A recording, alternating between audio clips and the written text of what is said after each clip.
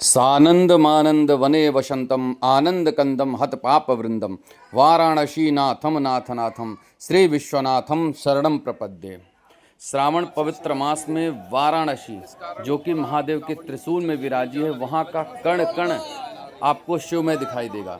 हर व्यक्ति की इच्छा होती है कि श्रावण मास में हम बाबा की नगरी काशी के दर्शन करें। तो चलिए मैं आपको लेकर चल रहा हूँ बाबा के उसी धराधाम में जो कि पृथ्वी लोक से अलग बाबा के त्रिशूल में विराजी हुई है। चलिए मेरे साथ आप लोग बने रहिए। आज की मेरी यह यात्रा मेरे गृह जिले सतना से शुरुआत होकर बाबा विश्वनाथ तक जाएगी। देखो मैं आज यात्रा कर रहा हूँ वाराणसी की। हालांकि मौसम बहुत खराब था, तबीयत मेरी डल है। मैंने सतना से बनारस के लिए लोकमान्य तिलक बनारस सुपरफास्ट में अपनी टिकट बुक करी थी, जिसका टाइमिंग था सतना से शाम को 5 बजे और वाराणसी पहुंचाने का इसका समय है रात में 1:30 बजे। आप किसी भी शहर से वाराणसी के लिए ट्रेन बुक कर सकते हैं, जो कि आसानी से मिल जाता है। बनारस में काशी, वाराणसी और पंडित दीनदयाल 3 मुख्य स्टेशन हैं जहां के लिए आप ट्रेन बुक कर सकते हैं। मेरी ट्रेन यहां पर बिफोर पहुंच गई थी, मैं काशी बिफोर पहुंच गया। महादेव गुरु बनारस पहुंच गए हैं और सबसे बड़ी बात बताएं आपको, अभी टाइम हो रहा है लगभग 7:45 और हमको ऐसा पहली ट्रेन दिखी जो बिफोर पहुंचा रही है। ये हमारे लिए बड़ी बात है। ये ट्रेन है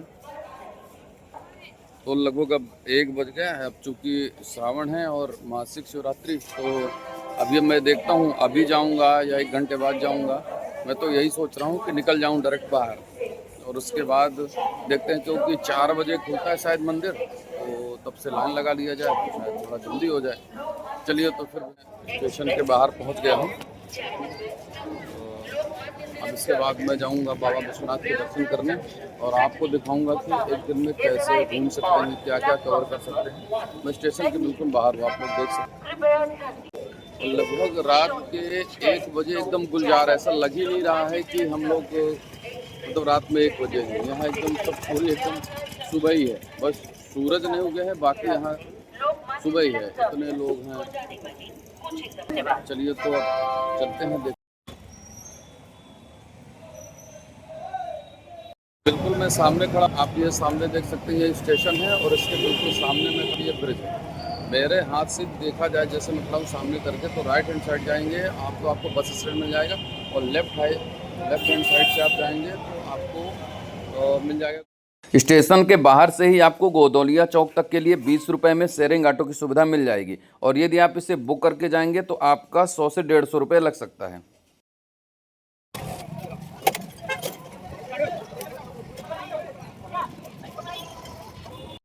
लगभग रात के 1 बजे हैं और आप देख सकते हैं सड़कों में जगह जगह कावड़िए। आज मुझे पता नहीं था कि आज कावड़ियों का कोई विशेष दिन है। हालांकि ये पता था कि मासिक शिवरात्रि है, लेकिन आज कावड़िए बहुत ज़्यादा संख्या में आए हैं, तो भीड़ होने की आशंका मुझे अब हो ही रही थी कि लगभग आज दर्शन करने में भीड़ होगा। चलिए फिर भी चलते हैं और देखते हैं कैसे क्या सुविधा है, कितनी भीड़ है, आपको बताते हैं।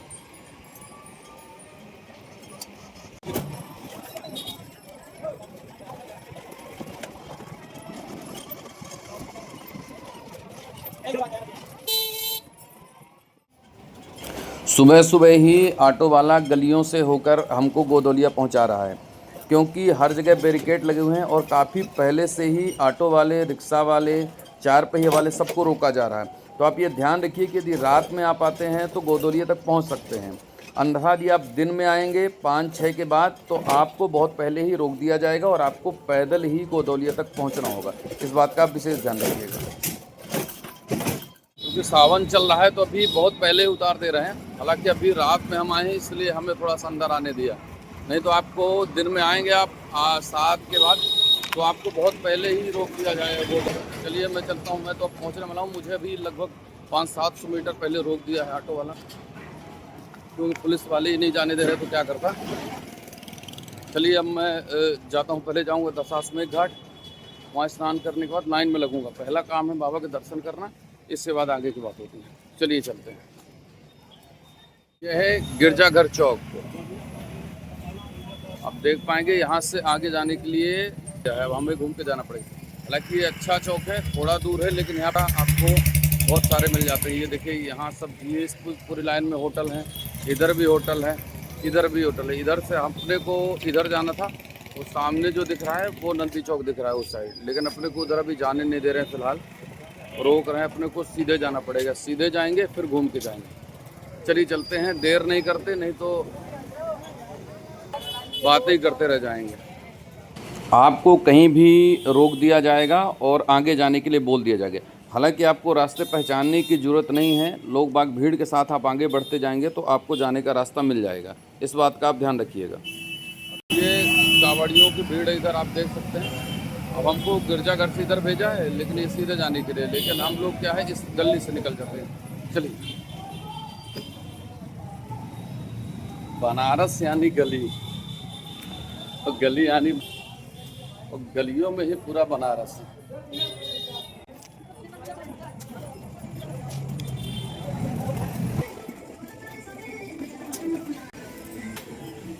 जय हो बजरंगबली, सिद्ध करो कार्य। हालांकि पूरा बनारस गलियों में ही बसा हुआ है, आप किसी भी गली से जाइए आप गंतव्य तक पहुंच ही जाएंगे। लेकिन एक चीज़ है, आप हर गली में जाएंगे तो आपका सर झुका ही रहेगा, क्योंकि हर गली में, हर नुक्कड़ में आपको कोई ना कोई एक प्रसिद्ध मंदिर मिल जाएगा। मैं भी इसी तरह कावड़ियों के पीछे पीछे लोगों से पूछते हुए निकलता जा रहा था। अब देखिए कब तक मैं पहुँचता हूँ। लगभग मेरे को बज रहे हैं 1:45 मेरे को चलते चलते।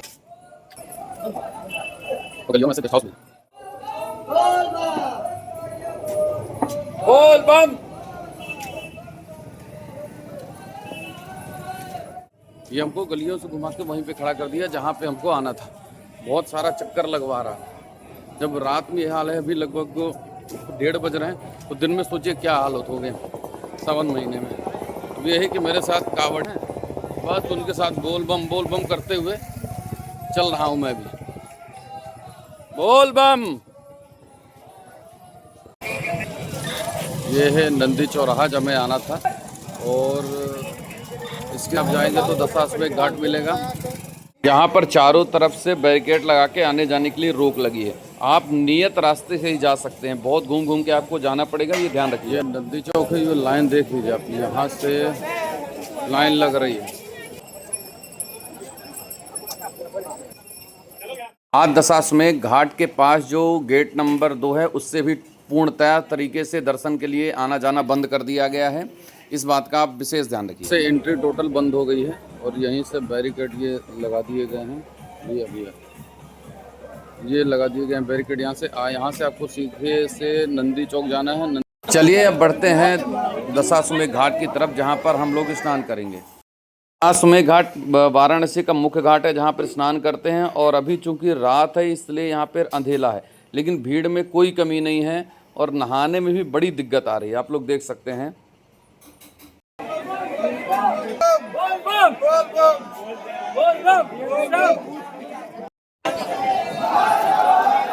ये आप देख पा रहे दशाश्वमेध घाट में, और हालत ही ऊपर से गंगा जी हैं, और भीड़ ऐसी कि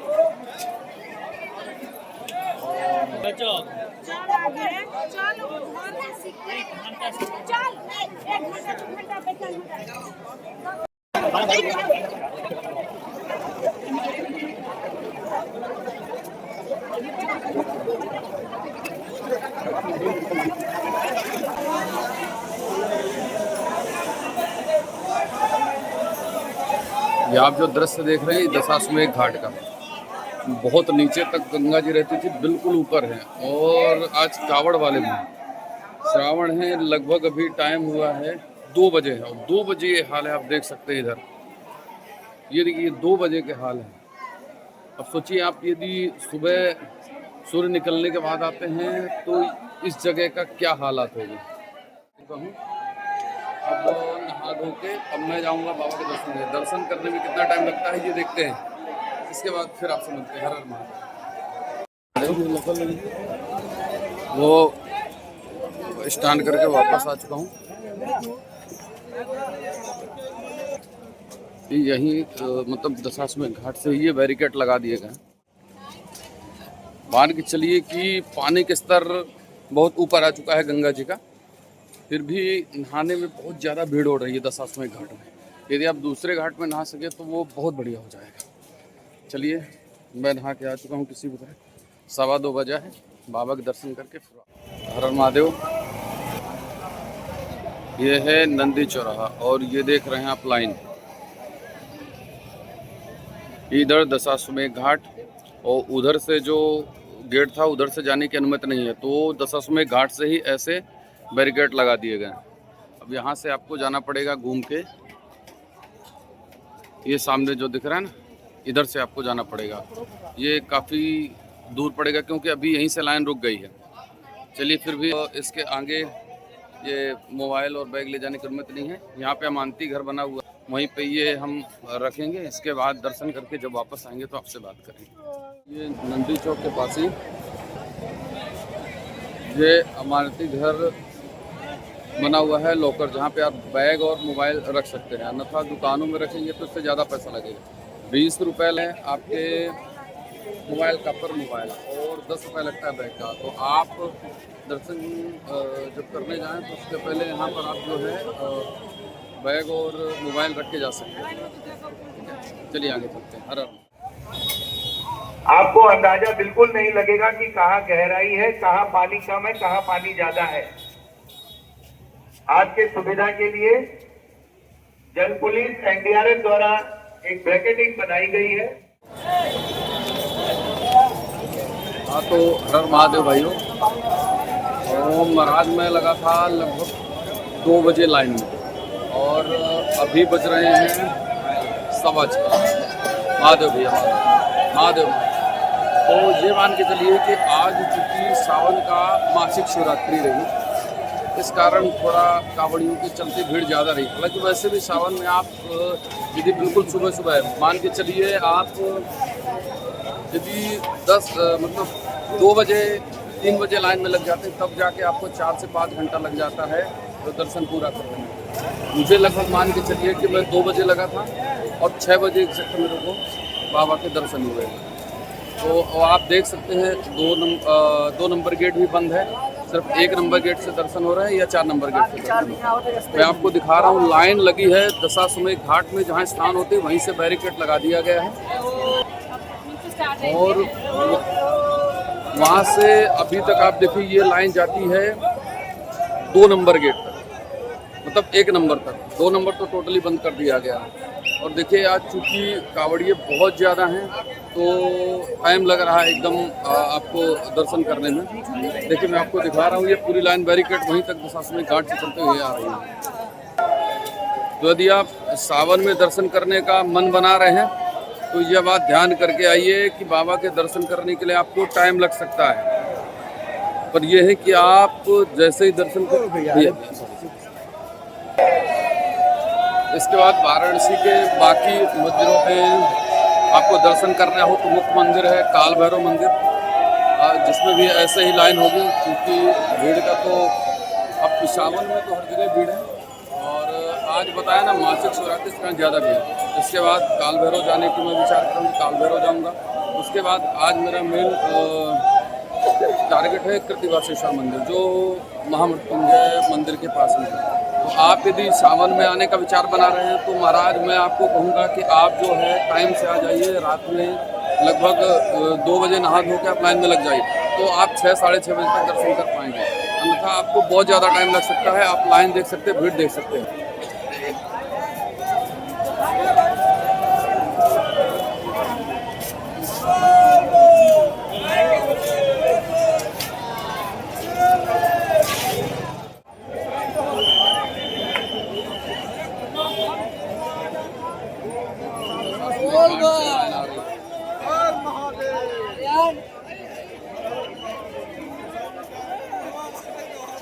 अब दर्शन करके से निकल रहा हूँ क्योंकि काल भैरव भी डायरेक्ट उधर से नहीं जाने दे रहे हैं, मतलब 2 नंबर गेट से, तो मुझे घूम के जाना पड़ेगा।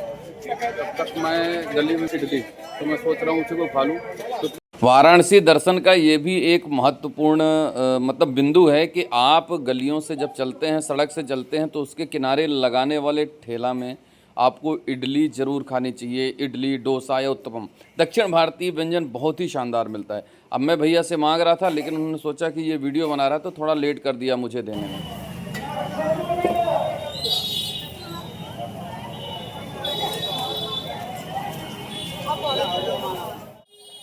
एक दो प्लेट इडली चट करने के बाद मैं निकल पड़ा आगे की ओर।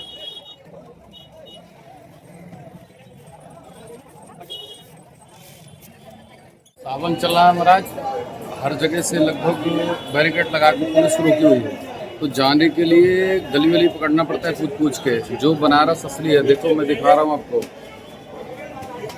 ऐसे ऐसे गलियों में होके आपको जाना पड़ेगा, तभी कुछ मिल सकता है, वो भी ऐसे पूछ पहुँच के। और गली में भीड़ मिल रही है, ये देखिए, ये बनारस, हर गली में भीड़ लग रही है। जिन गलियों में कभी कोई नहीं आता होगा, आ रहे हैं लोग। चलिए अब गलियों से होकर बनारस में घूम लेंगे, और जहाँ नहीं गए वहाँ भी हो लेंगे। इधर क्या हो रहा है?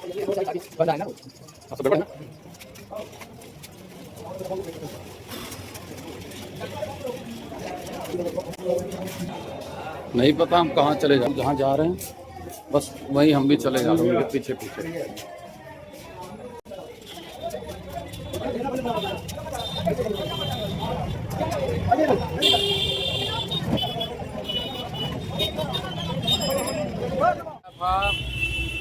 मासिक शिवरात्रि के दिन त्रयोदशी और श्रावण है, तो भीड़ बहुत ज़्यादा है, बहुत ज़्यादा भीड़ है। तो मैं सोच रहा हूँ कि कृतिवासेश्वर मंदिर तक हो आता मैं।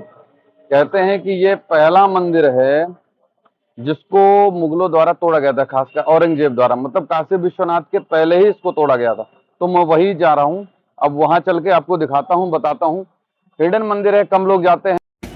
मैंने फाइनली जाने के लिए रैपिडो से स्कूटी बुक कर ली है, और वो सामने मेरा भाई इंतजार कर रहा है, मैं जा रहा हूँ, उसी से जाऊँगा। फिर आपको जैसा होगा तो ऐसे बता। सामने मेरा स्कूटी वाला भाई इंतजार कर रहा है। तो आप यदि यहाँ रुककर दर्शन करना चाहते हैं, रुकना चाहते हैं, तो लगभग 500 रुपये से 1500 रुपये में आराम से आपको रूम मिल जाते हैं। मैं जहाँ रुका था वो डॉर्मेट्री लिया था, जो मुझे 250 रुपये में पड़ी थी। आप बार्गेनिंग कर लीजिए, श्रावण चल रहा है तो 300 350 तक भी रेट हो जाता है। बाकी ऑफ सीजन में 200 रुपये में दे देते हैं, वो कार्ड मैं आपको संलग्न कर रहा हूँ। इसके अलावा वीडियो ज़्यादा बड़ा हो जाएगा, इसलिए कृतिवासेश्वर के दर्शन अगले भाग में। तब तक के लिए हर हर महादेव।